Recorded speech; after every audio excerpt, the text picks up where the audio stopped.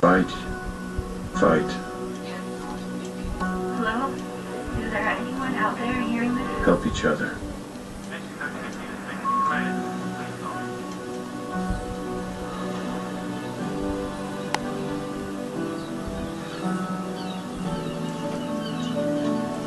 Be prepared for anything.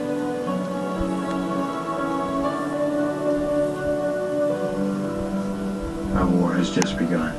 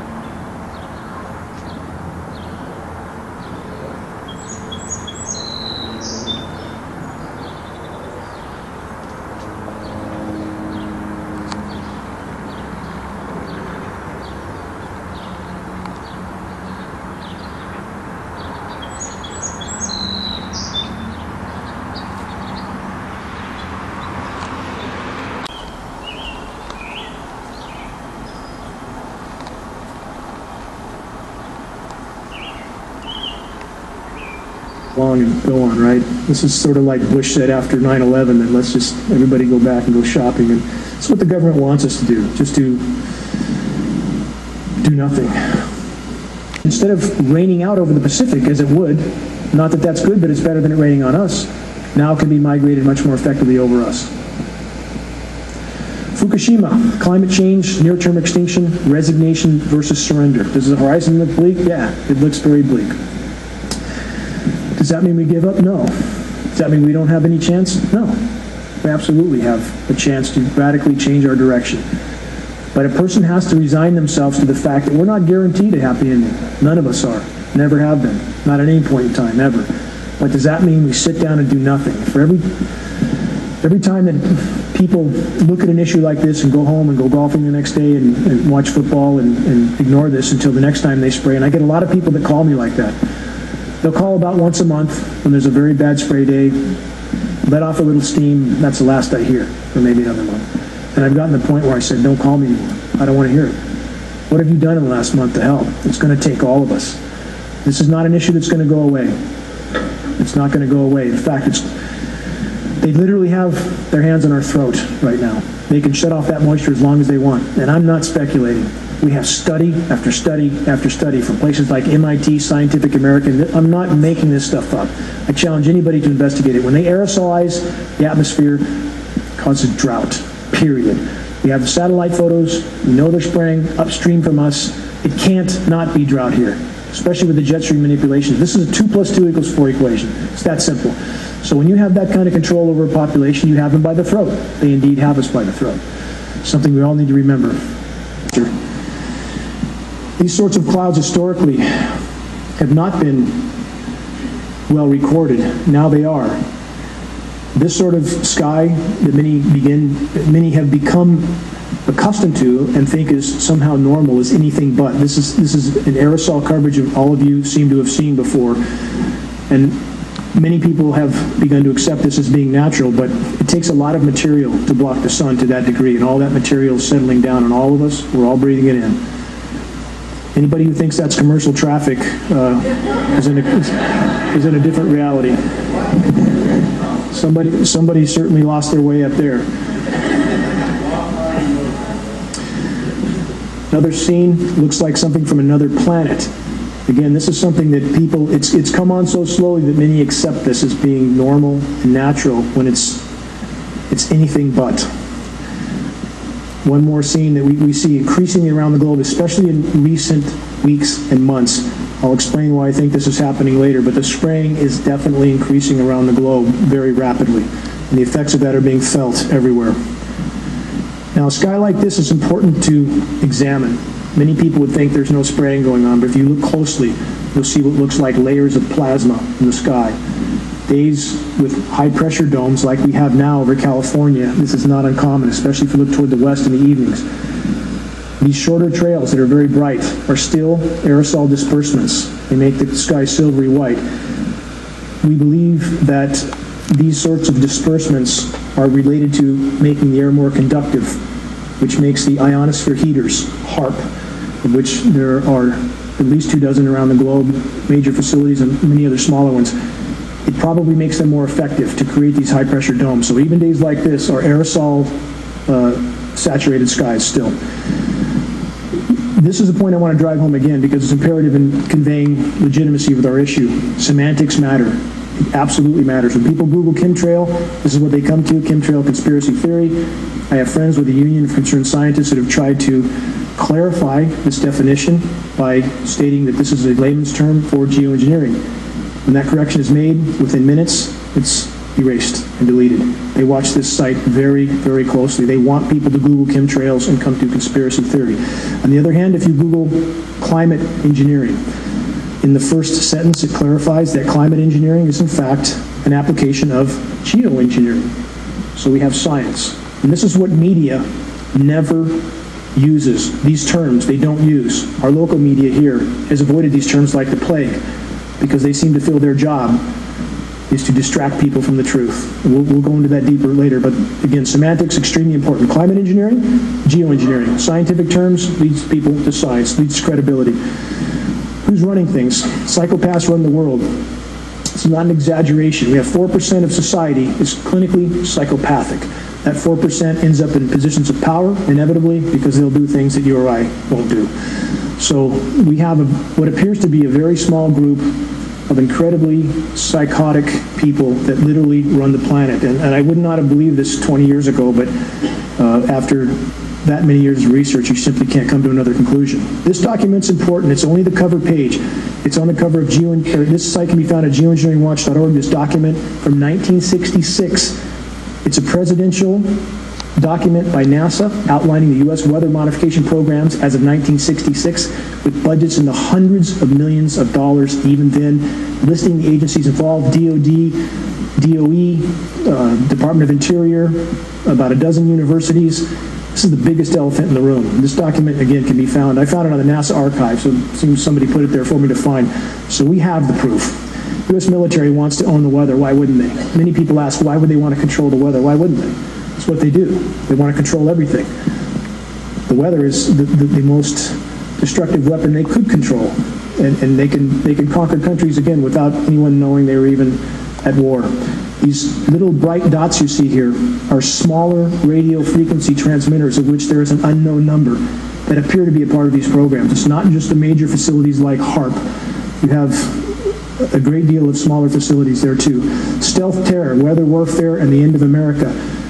Again, weather modification is a very covert weapon that rulers can use against their own populations to keep them in conformity. We seem to be immersed in that right now in California. Weather warfare, beware the U.S. military's experiments with climatic warfare. Yet one more warning.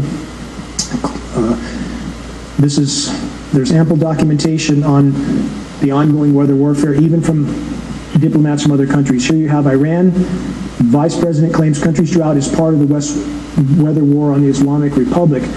We've had also the President of Iran on the floor of the UN twice trying to raise the alarm that his country was a victim of weather warfare. Our media does not cover it. Global warming drought linked to weather warfare. This has been going on in Africa, as I stated, for a number of decades. The more they spray, the less it will rain overall. Important to remember that. We're not talking about cloud seeding to create rain. The more aerosols there are in the atmosphere, the less it will rain overall. Yes, you'll have deluges from moisture that wads up in some place and comes down because of a lot of convection, but overall, it diminishes global precipitation. 15 military leaders who say climate change is a national security threat. Of course it's a national security threat, especially when you're engaged in covert warfare with countries around the globe, literally ripping the climate apart. It's bound to become a problem. Shouldn't take a rocket scientist to figure that one out. Russia urges UN climate report to include geoengineering, and they did. The IPCC last September included geoengineering in their report, finally. Not admitting it's going on, But now the lump is a little bit too big to fit under the rug, and it seems Russia, at least for reasons that we can speculate on, is trying to shine some light on this issue, perhaps because they're realizing that if these programs go on, the whole ship goes down. U.S. climate change procedure based on U.S. geoengineering governance and technology policy.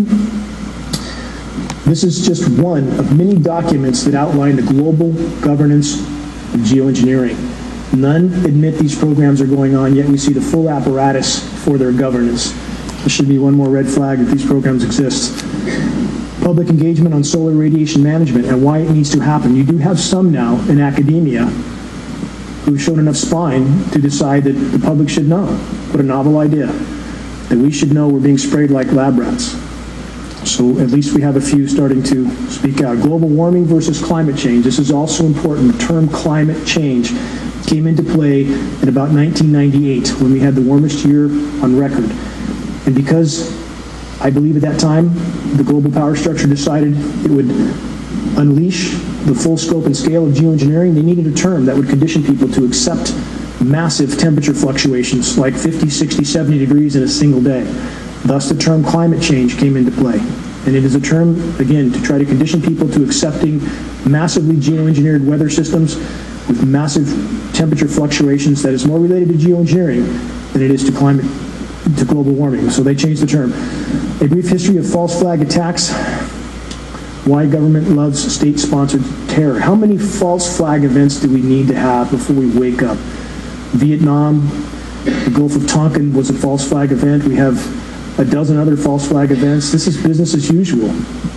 So it's about time that we wake up and realize that any premise necessary will be used by the power structure to start wars of aggression on other nations, or perhaps even to lock down their own populations. And that's what we see occurring now in the U.S. How do you pay for all this? A lot of people ask that question as if it's taxpayer money. Those with the printing press can pay for whatever they want until nobody accepts what they print. This is a recent release, $8.5 trillion unaccounted for by the Pentagon since 1996. That amount is almost equal to actually it exceeds their total budget amount that we know of for that time. And this is only perhaps part of what we don't know about either. This is not necessarily the whole thing. So the bottom line is they can pay for whatever they want so long as the dollar is the global reserve currency. And that's something that is coming to a rapid end, which makes the power structure more dangerous as the walls close in on them. Chronic obstructive pulmonary disease, a growing but neglected global epidemic. We're all frogs in boiling water right now, period. Whether we realize it or not, whether we feel healthy or not tonight, we're all breathing this stuff in. It's clogging us up slowly but surely. It's absolutely happening. We're not speculating. We have about 6 lab tests from Shasta County alone. We know this material's in the air, and we know we're breathing it. There's no speculation on this. This is a bioaccumulative metal. It's just what we know about is lethally harmful. So this is a problem we all are experiencing to some degree. 1 in 3 older adults now dies with dementia and or Alzheimer's. Doesn't mean they die with it or from it, but they die with it. And all of us, again, are somewhere along that path. Cognitively, we all have this stuff in us. It's affecting us all to some degree. This is an older chart. I've used this chart before, but it's important because it shows the escalation for autism. We've gone from 1 in 5,000 to 1 in 50. That's a 10,000% increase. That should alarm people. So why are people watching American Idol and football and drinking beers and having tailgate parties? We're immersed in an absolute crisis right here, right now. So my attempt is to convey that message. The global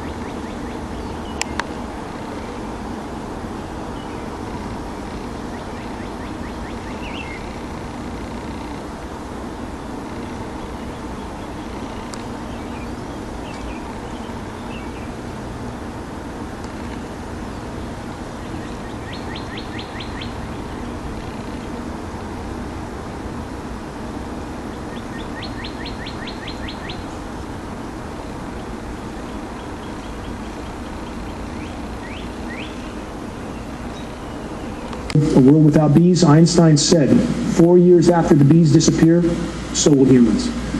We're on that track now. There are so many directions that the walls are closing in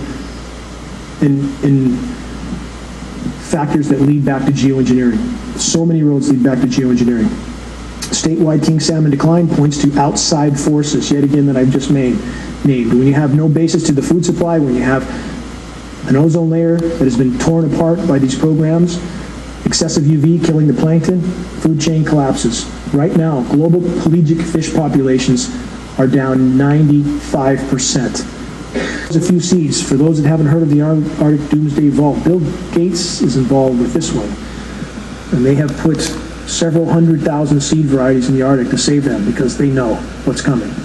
Without panicking them. Now, I've stayed away from this subject in very much depth because I'd hoped people would come around and just the simple notion of being sprayed like rats day in and day out. But it seemed not enough have. As long as McDonald's is flipping burgers and Walmart's open, people seem to think everything's okay, but it's not. It's not. And this will come to a very abrupt end very soon. On the course we're on, there is really no denying at this point that Agenda 21 and eugenics appear to be a part of this equation, along with a lot of other things. Too many people want to put it in this box or that box. There's a lot of layers to this onion. This is one. U.S. admits to bioweapons tests. There's a very long list of absolutely documented U.S. biological testing on innocent populations. Many nations have done it.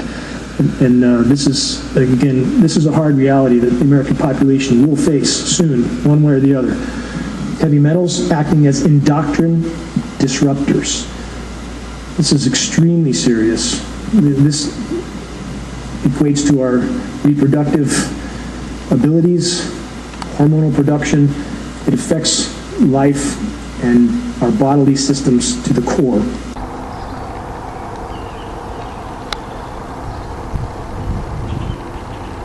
I believe it. No, because remember, the devil is going to use science to try to trick people. You know? Or one way, anyway.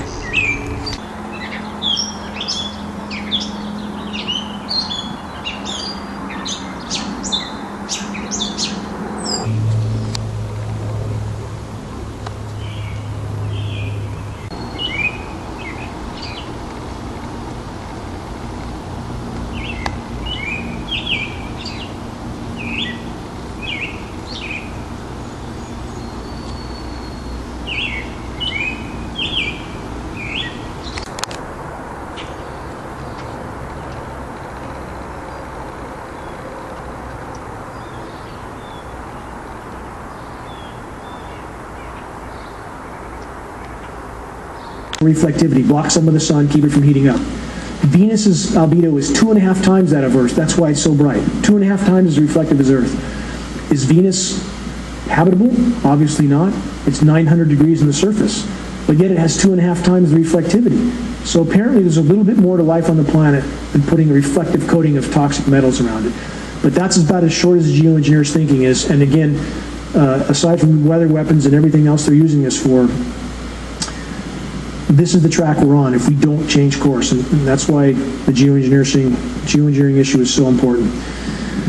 Just want to illustrate a road that, you know, sometimes the road can look very long before you, but if there's any light at the end of that road, and we still have a little bit of light at the end of this road, but we don't have a lot of time. The sun's going down very quickly.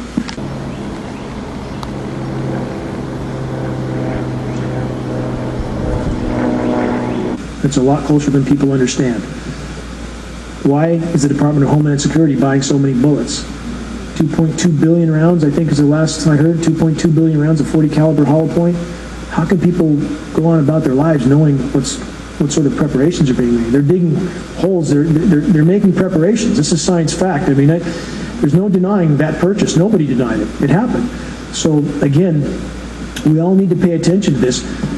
And the thing with geoengineering is, for those who are involved with these programs, our military brothers and sisters, of which there's great people in the military, if we could all work together, if we could bring this to light, if we could expose this issue, those people are brothers and sisters in the military who are doing things that they don't understand the ramifications of. If we could reach them, I believe they would refuse to participate. I believe that that is our chance of stopping this issue, because we need them on our side. We need them to understand what they're doing to their fellow citizens. That's where we all need to work together to bring this issue to light. This is clearly just a depiction, but I want to drive the point home. That's exactly where we're headed, and we're headed there fast. If we don't have an atmosphere that will support life, the atmosphere is as thin as a layer of paint on a basketball. It's the only thing that sustains our lives. To have this sort of experimentation going on above our heads every day in that tiny, very, very thin, fragile layer, it is the only thing that protects us in an incredibly hostile environment. This will be the end result. It absolutely will be the end result. Will we contemplate this after it happens? It's too late then. It's absolutely too late. Every day matters at this point. I want to stress this. This is a non-linear equation. It's not like you can look backward at a graph and say it's taken us this long to reach this point, so we have that long in the future. Non-linear, exponential. Things are unfolding at an absolutely blinding pace. This is the planet with geoengineering. It cannot respond. It cannot respond. No matter how much carbon we put in the atmosphere, we put a lot. The planet has done very well with this much carbon in the past. Sea levels were much higher. That's a problem for civilization, but the planet thrived.